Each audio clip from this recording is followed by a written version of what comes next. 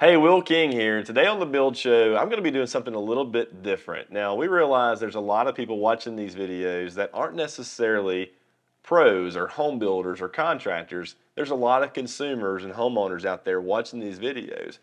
And so I thought it would be a good idea to bring some information to those consumers that might be looking for a builder and looking to build their own house and going through that process. So today I wanted to walk through the first step of the video of just how to find a builder. I think that's a very important piece to get right when you go down the journey of building your custom home.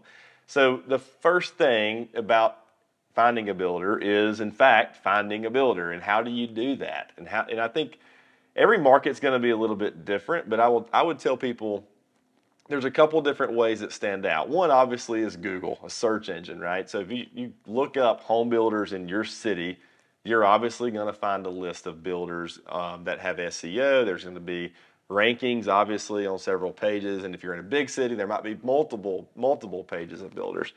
That's obviously a way to find some. I think another good way is to look at your local home builder association. So somewhere in your region, there should be a local home builder association that would have members and probably listed on their website. If not, you could call them and get a list of builders, and they're going to give you who all is a licensed home builder in your area. Now, notice I said licensed, and I think that's an important piece that you need to think about.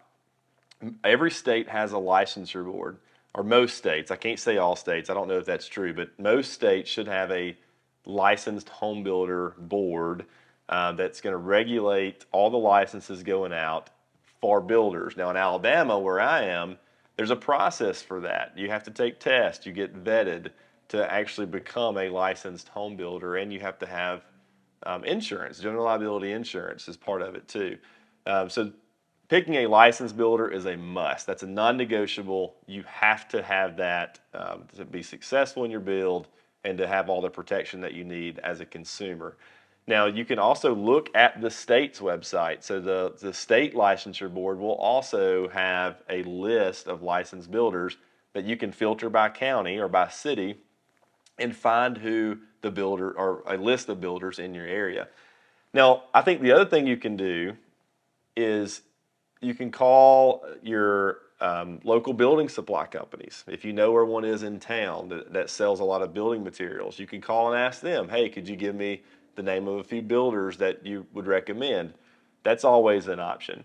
The other one is just to go ask people in the community. So if you're riding around and you find a new house being built that you like, or maybe it's something that's attractive to you or looks like something you would want to build for yourself, go ask that person who's building their house. They may have a sign up, but if not, go ask the homeowner, if you can find them, who built their house and would they recommend them.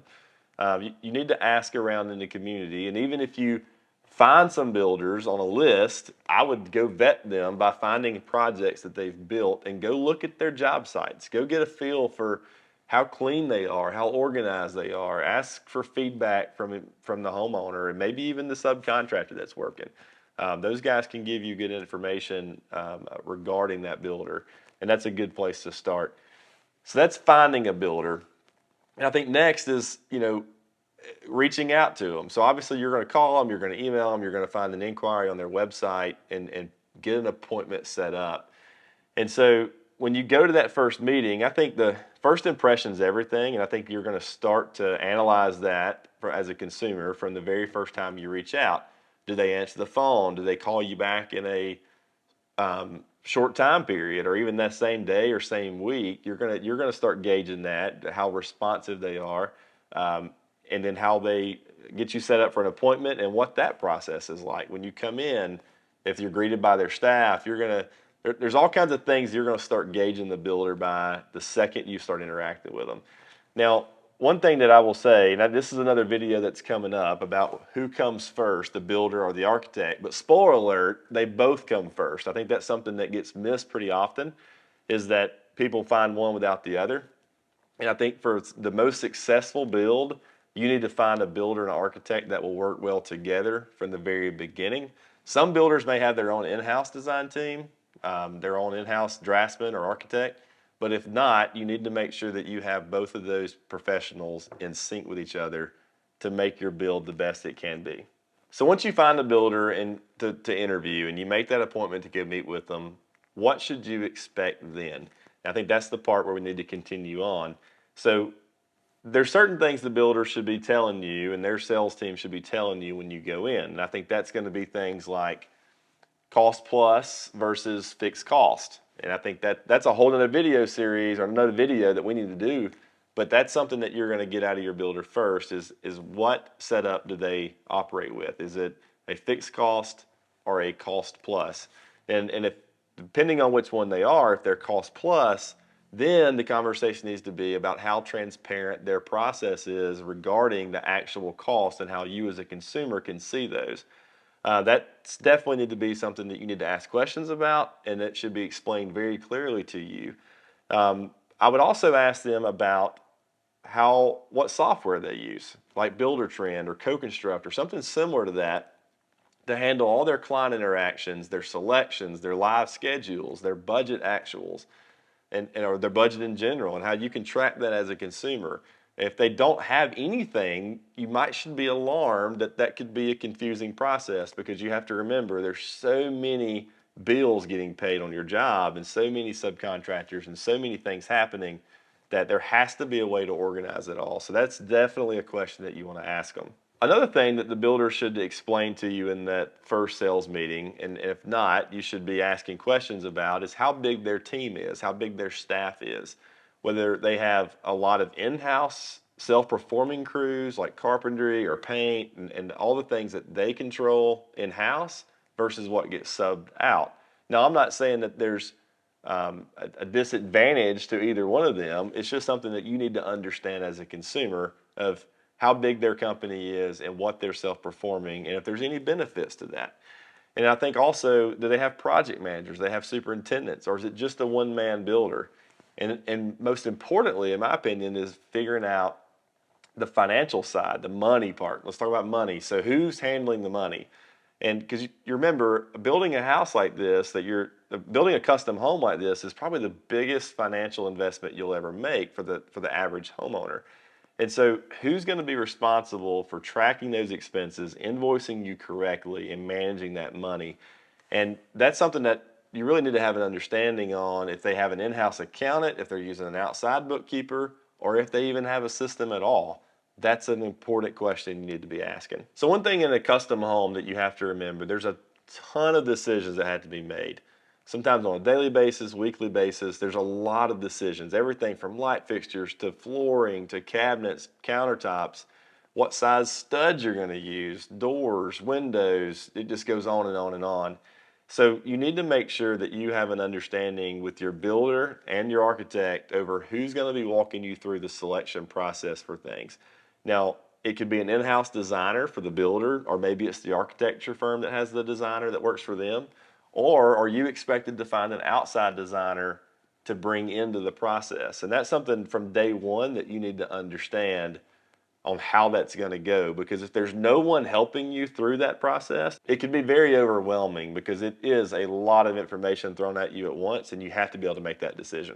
All right, so I think the last part of this video needs to be about finding a high performance builder, or a builder that incorporates building sites into their build, because we all know there's a lot of construction happening that doesn't incorporate building sites into their build, or at least some of the latest building sites into their build. And honestly, that's one of the most commonly asked questions I get on Instagram, is how to find builders in their area that would build like some of us on the Build Show. I think when you meet with a builder, one thing you can ask them is, do they build to a certain air tightness standard? Do they do blower door testing? And gauge their response on that. Even ask them, do they know who Matt Reisinger is in the Build Show? And honestly, gauge their response, because it'll either be an absolute yes, we love that content, or no, we don't watch it, or you don't need to watch that. I think you'll gauge their response to that when you talk to a builder for the first time. But I think the biggest question is, how do you find a builder that is willing to build a high performance home, or build one to the standard that we're all talking about here on the Build Show? And I think finding one can be challenging, but I would encourage you to go talk to your spray foam company. If you can find a spray foam contractor in your area. Call and ask them, hey, I'm looking for a high performance builder. Can you recommend a few names to me? They'll probably know a few builders that are building to a higher level of performance that would be good to talk to. Another good option is if you have a energy testing company in your area or a company that does HVAC design work, like if you look up HVAC Manual J's and figure out who in your area is doing that kind of testing and that kind of design work, ask them for a list of builders that are building a high performance home, and they may be able to share some information with you.